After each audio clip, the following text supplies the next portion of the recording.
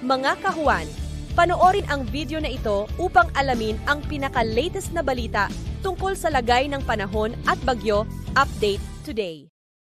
Narito rin ang ating pinakahuling satellite image kung saan ang amihan o northeast monsoon patuloy pa rin ang epekto sa extreme northern Luzon at easterlies o yung mainit na hangin galing karagatang Pasipiko nakakaapekto sa nalalabing bahagi ng ating bansa. May kita nga rin natin sa ating satellite image yung maninipis na ulap dito sa extreme northern Luzon indicating yung mga may hinang pag-ulan caused by northeast monsoon. Although dito sa Mindanao, may nakita rin tayong mga kaulapan, pero maninipis naman ito at inaasahan natin na posibleng mas lumipis pa all throughout the day.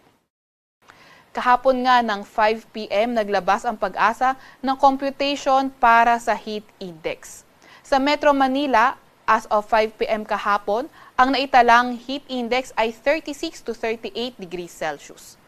Sa Coron, Palawan, ang pinakamataas na compute na heat index para sa kahapon kung saan umabot ito ng 42 degrees Celsius.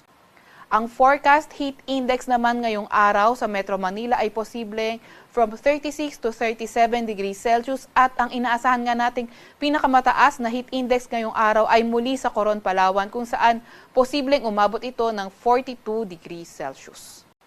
Wala pa rin tayong nakataas na gale warning sa kahit na anong dagat baybay ng ating bansa.